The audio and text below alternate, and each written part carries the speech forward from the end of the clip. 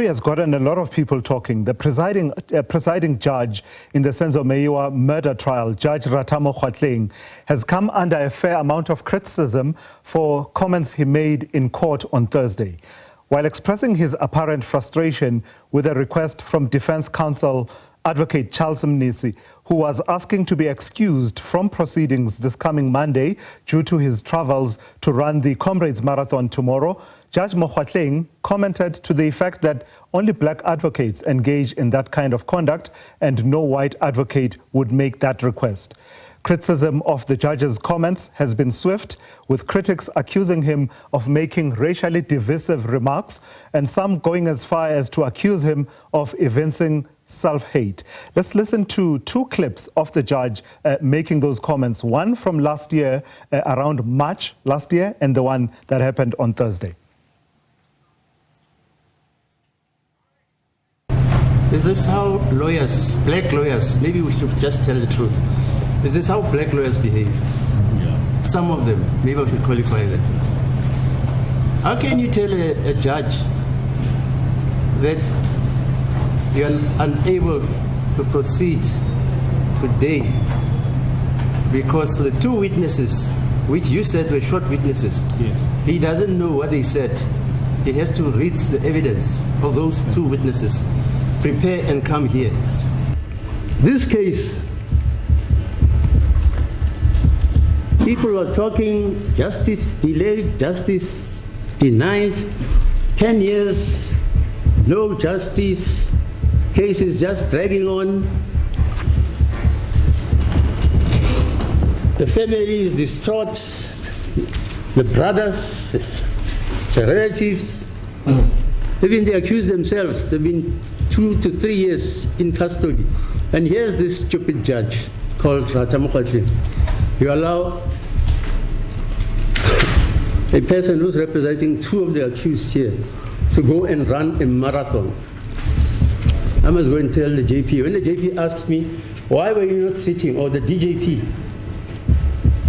why were you not sitting on Monday? No, we're waiting for Advocate Mnisi to come drive back to Joburg, to wherever, because he was running a marathon. This is South Africa, run by blacks. I can tell you now, even if you call me an Uncle Tom, I don't think a white advocate can have the gall to ask me that. Never.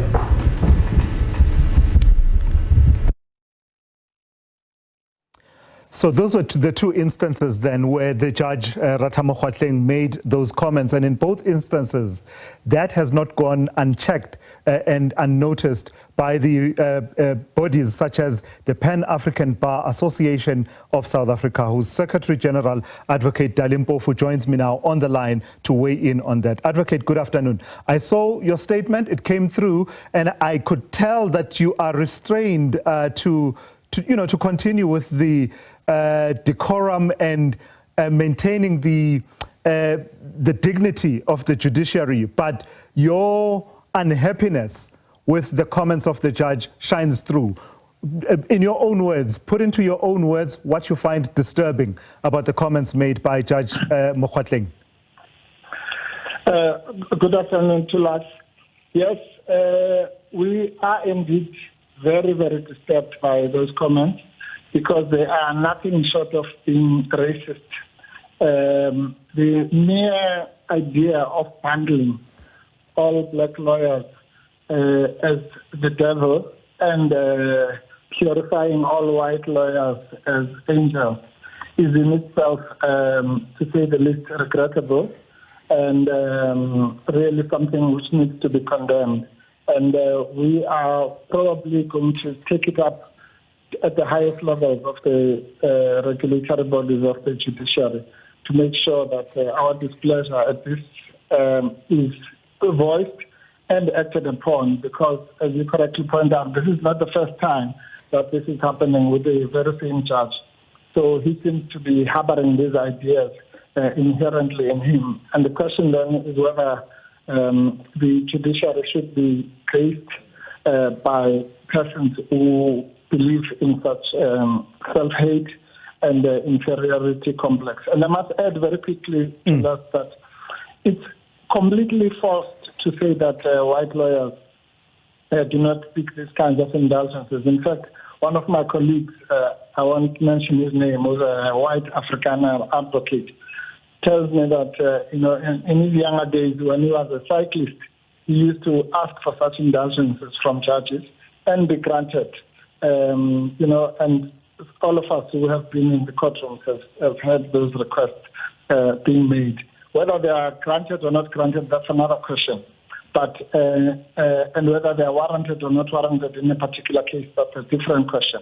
But there is nothing that can ever justify pouring such generalized vitriol and racist remarks, particularly from a judge who's supposed to be a representative of all of us, of the people of South Africa. Yeah. Let me stick with you for a moment, and in a moment, Advocate, I will introduce Zikhona and Ndlebe from Judges Matter. But I want you to take the point forward about what consequences you are calling for. I noticed that further down in your statement, you make reference to the Judge President and Deputy Judge President of Gauteng and juxtapose Judge Mokgoatlheng's comments against how those senior judges behave, and then you take it up to the level of saying perhaps there's something for the Judicial Service Commission to consider here.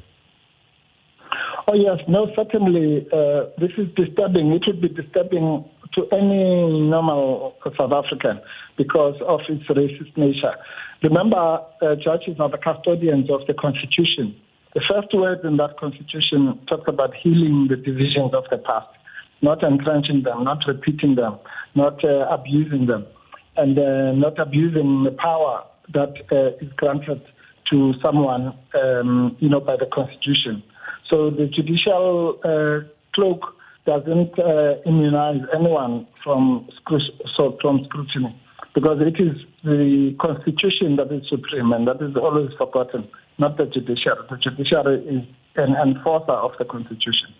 Then the question then becomes, can you have the enforcer, who is going to enforce to the enforcers themselves there?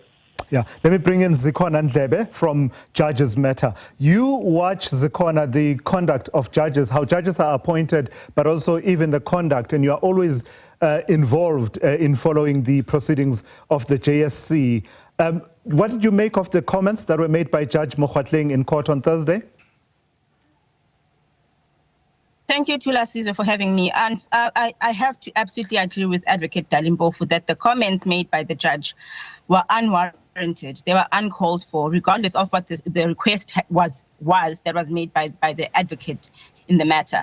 I do not believe that anything warrants making such racist comments. We understand that the judge is frustrated. The case has been going on for years. There's been various concerns, and especially because it's not the first time that the judge has made such comments. Last year in March, he made similar comments and later retracted those comments and apologized. So we would have believed that an incident of such a nature would not happen again. But unfortunately, it has happened, and it was absolutely uncalled for. And it is unacceptable to make such racial comments and comparison and generalization. Yeah.